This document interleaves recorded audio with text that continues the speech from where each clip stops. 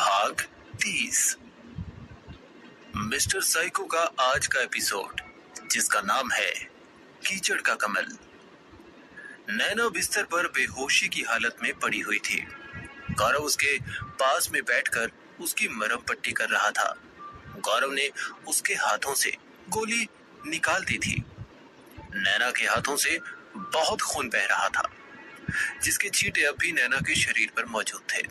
गौरव ने ऐसे चालाकी से गोली चलाई थी कि आवाज कमरे तक ही रह गई थी। नैना को होश आ चुका था। अब वो पहले से बेहतर लग रही थी, पर उसके आंसू थे जो रुकने का नाम ही नहीं ले रहे थे। एक पल में ही उसकी पूरी सोच बदल गई थी। कहाँ वो गौरव के साथ कुछ वक्त बिताने आई थी और कहाँ अब उसे ये सब सहन करना पड़ रहा था। गौरव ने पट्टी के आखिरी छोर को काटते हुए कहा, चलो अब इस पट्टी से घाव जल्दी भर जाएगा। नैना ने गुस्से से तिल मिलाते हुए कहा, अगर तुझे मेरी इतनी ही चिंता थी तो साले गोली क्यों चलाई? आखिर मैंने गुनाह क्या किया है? नैना को देख गौरव पहले तो हंसने लगा, फिर कुछ देर बाद बोला, ये गोली तुझे किसी गुनाह के लिए नहीं पड़ी है, बल्कि ये एक ट्रेलर था। गौरव की बात नैना को समझ में नहीं आई। गौरव ने नैना को समझाते हुए कहा, नहीं समझी? मैं समझाता हूँ। ये कहकर गौरव ने अपनी जेब से एक तस्वीर निकाली। तस्वीर को नैना के सामने दिखाते हुए गौरव ने कहा, ये तेरे ही जैसी है। मेरे खबरी ने बताया कि तू इसे जानती है। तस्वीर को नैना ने बड़े ही गौर से देखा। उसे अपनी आंखों पर यकीन नहीं हो रहा था। नैना ने तस्वीर मांगते हुए कहा, एक मिनट देखूं जरा। नैना एकदम नजदीक से तस्वीर को देखने लगी। तस्वीर को देख और समझ लेने के बाद नैना ने बड़ी ही हैरानी से कहा, ये तो शीला की तस्वीर है। ये आपको कहां से मिली और इससे आपका क्या रिलेशन है? नैना पूरी तरह से अचंभे में थी। उसे कुछ भी समझ में नहीं आ रहा था कि आखिर उसके साथ हो क्या रहा है। तभी गौरव ने अपनी जेब से एक और तस्वीर निकाली। इस तस्वीर को देखकर नैना की हैरानी दोगुनी हो गई। नैना को जैसे झटका लगा था। उसकी आंखें खुली की खुली रह गई। उसके मुंह से बस इतना ही निकला, ये तो जेसन है। आप इन दोनों को कैसे जानते हैं? और कुछ गड़बड़ हुई है क्या साहब? नैना को अंदाजा हो गया था कि दाल में कुछ न कुछ तो काला जरूर है। गौरव ने ज्यादा समय ना लेकर सीधा कहा, ये जेसन, इसका खून हो गया है और ये खून किसी और ने नहीं बल्कि ये इस शीला ने किया है। इसके बाद गौरव ने वो सारी बातें नैना को बताई जो पिछले दिनों गांव में घटी थी।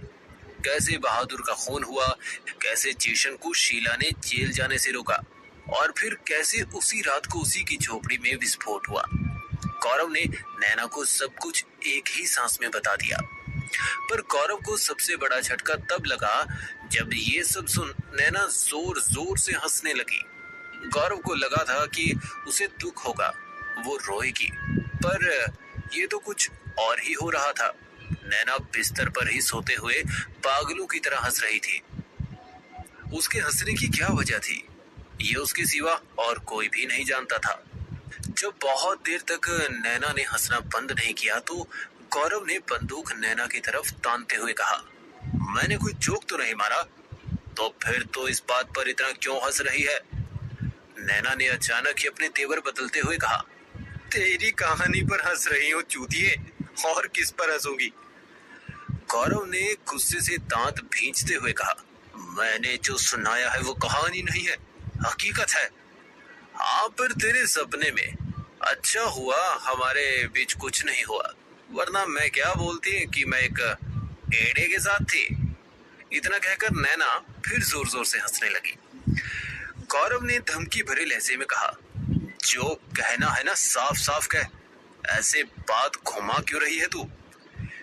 नैना गौरव की बात सुन गंभीर हो गई। उसने खुद को संभालते हुए कहा, मैं अगर सब कुछ तुझे बता दूंगी तो मुझे क्या मिलेगा? मेरा भी तो कोई फायदा होना बनता है ना, क्यों? गौरव ने बात को आगे बढ़ाते हुए कहा, तो बता क्या चाहती है तू, बोल।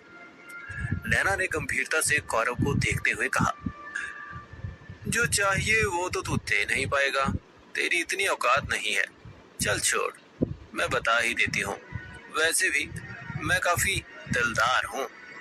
एक बार जिस पर दिल आ जाता है तो उसके लिए कुछ भी। गौरव ने नैना की गंभीरता को समझते हुए कहा, सही कहा तूने, मेरी तुझे कुछ देने की औकात नहीं है। जो तुझे चाहिए मैं अगर देना भी चाहूं तो वो दे नहीं सकता, क्योंकि मैं शादीशुदा हूं और मैं अपनी मर्यादा नहीं तोड़ सकता। गौरव की बातों से साफ साफ पता चल रहा था कि वो अंदर से भावुक हो गया था। गौरव की बात का नैना के पास कोई जवाब नहीं था।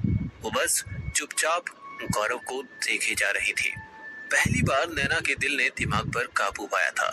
वो आज बिल्कुल शांत थे। गौरव ने ही बात को आगे बढ़ाते हुए कहा, हाँ, पर मैं इतना जरूर कर सकता हूँ कि तुझे एक अच्छी जिंदगी दे सकूं। ये जो तू काम करती है, मैं इससे तुझे बाहर निकाल सकता हूँ। तू मेरी खबरी बन जा और मैं तुझे पैसे दूंगा, इतना कि तेरी जिंदगी बदल जाए। बोल, क्या बोलती है? गौरव के इस ऑफर पर नैना सोचने लगी। नैना ने बहुत देर सोचने समझने के बाद कहा, साहब, आपके इस प्रस्ताव के लिए शुक्रिया, पर हम कीचड़ के लोग हैं, गटर में ही अच्छे लगते हैं। क्यों आप अपने हाथ गंदे करना चाहते हो? नैना की इस बात का जवाब देते हुए गौरव ने कहा, भूल मत, कमल भी कीचड़ में ही खिलता है, पर एक समय ऐसा भी आता है कि जब उसे देवी लक्ष्मी के चरणों में अर्पित किया जाता है। वो तो इंसान की सोच है, बाकी गुण तो हम सब में है, संस्कार हम सब में है। कोई भूल जाता है तो कोई भुला जाता है। गौरव के इतना कहते ही नैना की आंखें भर गई। उसके मन के सारे मैल इन आंसू के सहारे धुल गए। आखिर में नैना ने गौरव के ऑफर को एक्सेप्ट कर लिया, पर उसने साथ में ये भी कहा, साहब, मैं आपको हर खबर दूंगी, पर यहीं इसी काम में रहकर। बाकी जब मुझे लगेगा कि अब बहुत हो गया है तो मैं इस गटर को छोड़ दूंगी। गौरव ने भरोसा दिखाते हुए कहा, चलो मंजूर है, अब वो बात बताओ जो तुम बता रही थी। नैना गौरव की बात पर कुछ सोचने लगी। कुछ देर सोचने के बाद उसने अपना पर्स निकाला और उसमें से एक तस्वीर निकाली। उस तस्वीर को नैना ने गौरव को देखने के लिए कहा। तस्वीर देख गौरव चौंक पड़ा। ये जैशन और शीला की तस्वीर थी। गौरव ने कहा, मतलब मेरा खबरी सही था, तू जैशन और शीला को जानती है? हाँ, पहले हम लोग साथ में ही काम करते थे, पर कुछ वजह से हमारे बीच लड़ाई हो गई थी और फिर हम अलग हो गए। नैना ने आगे कहा, पर आप जो कह रहे हैं कि जैशन को शीला ने मारा, तो ये नहीं हो सकता। क्यों? क्यों नहीं हो सकता? क्या दोनों बहनें थी इसलिए? गौरव ने पूछा।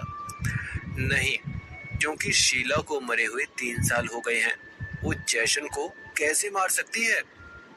नैना की बातों को सुनकर गौरव को एक जोरदार झटका लगा।